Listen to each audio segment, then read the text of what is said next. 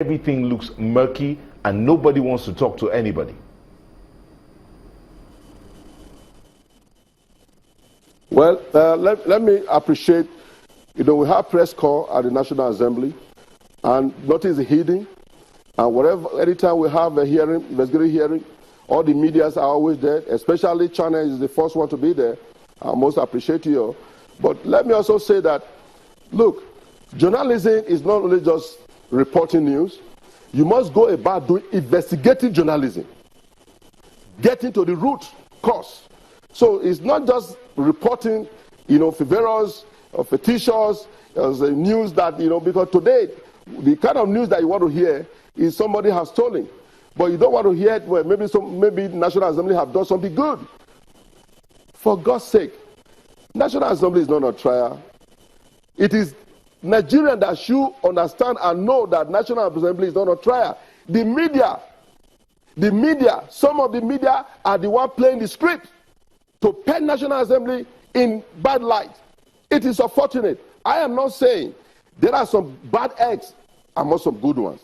But don't generalize that all National Assembly members were corrupt. I don't think so. The leadership of National Assembly, the Speaker have done well for himself, and a lot of the members, I must appreciate their effort they are putting in to bring to bear that at the end of the day, we'll see at least justice. Because as you said, the National Assembly is not on trial here. Nobody has said that the National Assembly is all bad. Yes.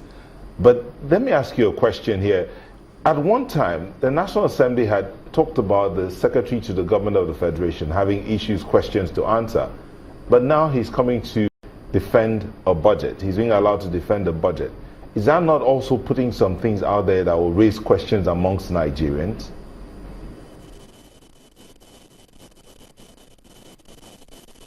Well, that is true. That is true. But also understand that, look, until proven guilty, you are an innocent. We have to prove beyond reasonable doubt that he did it. Even when you see somebody killing someone, the person still has the right, of his own, to at least to tell what happened. So what is important is that we want Nigerians to see National Assembly, that we are part of them, they are part of us. This issue, try to paint us black, is what I'm against. But talking about the SGF coming to defend his own budget, well, he's still the SGF. He's still the SGF. So I'm not holding brief for National Assembly. I am speaking from my own mindset because I feel until proven guilty, you are an innocent. Yes, I'm very, very sad that money meant for the Northeast, for IDPs. When you visit some of this area, you will cry. When I visited some of the IDPs center with the Speaker, Yakubu Dogara, I wept and I cried. The speaker was crying, I was crying. Look, these are our children. These are Nigerians. They are not, even they are foreigners. We shouldn't treat human beings like this. And money made for them. I tell you, God will not forgive anyone that want to defraud. Money made for those that are suffering. International foreign donors, they have done well supporting Nigeria. Money brought down here, gone to voicemail. Gone to voicemail for people's private pocket. To the detriment. We're trying to manage our time here now. But let's put in this question. When you talk about dealing with corruption, the National Assembly, the lawmakers, you are the ones that put the laws together and all of that. You move motions, as you said, you're paid to move motions, to investigate, move motions and ensure that things are followed through.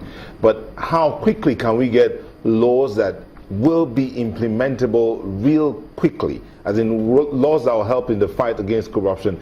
Because indeed there are many laws that are not being followed through.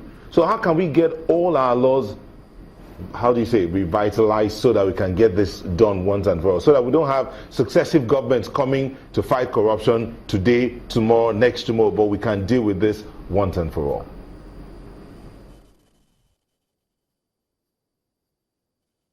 Thank you very much for that. I must tell you this, that to fight corruption is going to require the collective effort of every Nigerian. It's not only meant for National Assembly, it's meant for you and I. Seeing a crime be committed and failing to report the scene of that crime, to the nearest law enforcement agency, you are as guilty as the person, man or woman, who committed that crime. So we must be our brother's keeper if really we want to fight this corruption. So we shouldn't leave it not only to the Mr. President, to you, journalists, the media men and women. You are part of it.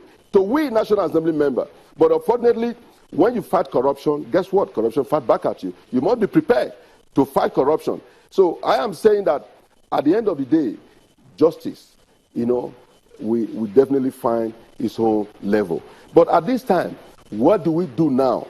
That is what is important. In every problem, there's a solution. What is the solution? Because the corruption it has been an ongoing situation in our dear nation. And I want to appeal to churches. When you are preaching in your sanctuary, also talk about, this issue of corruption. Because even in the Bible, I study Bible and I also study, ROK, religious knowledge, Holy Quran, in my secondary school days. So none of that preaches hatred. None of them preaches killing. It all talks about love, loving your brothers and your sister, and not to steal. Guess what? Where is the stealing coming from? Is it a foreign body that is coming to steal our wealth? No. We, Nigerians, are our own worst enemy. We are the ones stealing our money. In the mosque, we should start talking about... We need to wrap this up now. Could you tell us, in conclusion, because we need to go now, you have, from your submissions, you do not believe that this country exports 2.2 million barrels of crude per day. That's what we understand, and correct us if we're wrong. And then secondly, could you tell us as we wrap up, how much do members of the House of Reps take home?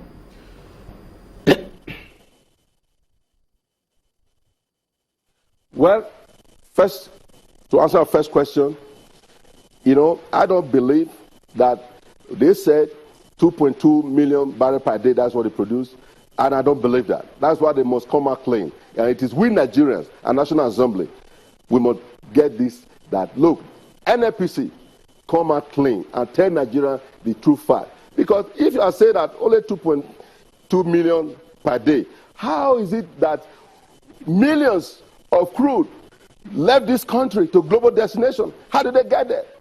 How? So now I think that is the question that need a million answer for NNPC. That we must march to join Nigeria to protest and tell NNPC enough is enough. You must come out, clean. The other question is that. Yes, go ahead. That question again, please. Do you take home as a member of the National Assembly? Well, what we take home, for me, is an open book. We publicize this. My salary is not up to about 568,000 naira a month. That's what I receive. So, look, you all have your media at the National Assembly. Ask them. There's nothing hidden. They watch us when we are debating, we are deliberating on national issue at the chamber. So you ask them. You come and see for yourself. They're talking about, I have Prado Jeep, I have Lexus Jeep. Up to today, I don't have a car. I have been using my car that I brought. When House of Rep, State of House of Assembly, local government, councillor, they are riding Lexus Jeep. Ministers, they are aide, PA, SA, they are riding Lexus Jeep, Land Cruiser. And you are talking about House of Rep member? For God's sake, that we don't have even a car, and you are blackmailing us. You are turning National Assembly as if we are the worst on earth. It is unfortunate. You all must divert the right attention to where it should go to, not to National Assembly. You all should divert your attention to NNPC, and I call them Nigerian National Petroleum Corruption. Honorable Ehiozo Agunaima is a member of the ad hoc committee investigating undeclared crude to global destinations. Thank you for talking to us today on the program. Well, we will be back in a moment. Don't go away.